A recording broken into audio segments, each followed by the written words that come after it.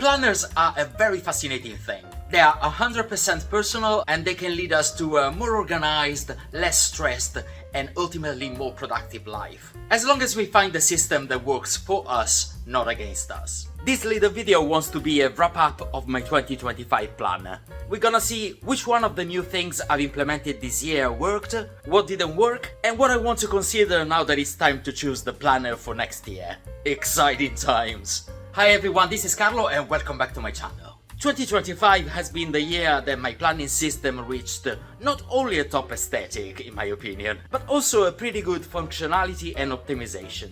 Coming from 2024, I downsized to a Leuchtturm B6 to optimize the space, winning choice. I changed the highlighter palette to Stabilo Nature colors and started curating a selection of stickers to use. Not only for decoration purpose, but because I realized that anything that is visually creative for me automatically makes me happy and motivated. So let's have a tour of this year's planner and make a few considerations. For example, the migration of the previous year to have it at a glance on the first page. Super useful to have. This for me is now a staple, a ritual to do every time I set up a new planner.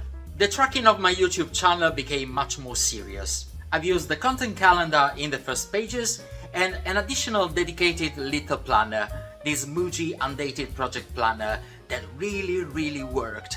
So I recommend you, if there's a project that you want to keep track of in detail but you don't want it to monopolize your entire planner, create a little spin-off that you can also cross-reference with your planner. Here I've been writing day by day all the work that I put into my YouTube video creation. Little boxes every time I upload a new video, keeping track of my subscribers. Create a system that works for you, tailored to your needs. My second attempt to tracking habits failed again. It just doesn't work for me, so I would not carry it to the next year. We need to make bold decisions here. But a winning idea this year was definitely the creation of these little tabs on the side that allowed me to easily browse through the planner and find the months and dedicated pages straight away.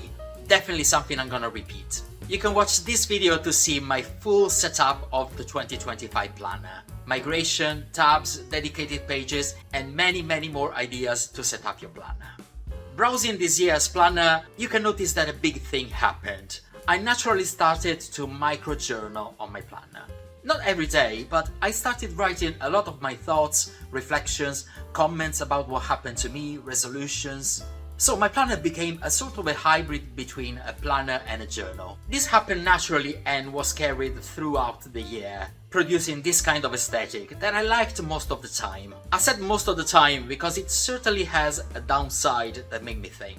I realized that this kind of ended up replacing my daily journaling practice. And because I was writing here in the spaces left in between tasks, instead of a fully blank page on a journal, there hasn't been much elaborating and in-depth reflection in this journaling.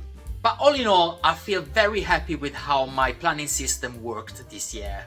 I'm definitely gonna keep what worked so far. Migration, content calendar, color coding, book tracker and goal mapping. Having this solid use of stickers and decoration in place is great, but sometimes I felt forced to fill the space and decorate even when I didn't feel like. So for next year, I still want to curate a selection of stickers to use, but I want to use them in a less invasive way. I love a planner with a weekly view, but some days are inevitably gonna be fuller than others in terms of tasks. Is there a way that I can customize the layout a bit, make it more flexible? I loved to use sticky notes, for example, this year to create boxes for notes, and it's something that I want to carry through to the next year's planner. Big question now. At this point, is it still a good idea to keep journaling on the planner? Do you journal on your planner? Let me know in the comments below if you like a hybrid kind of planner journal or if you like to keep the two things separate.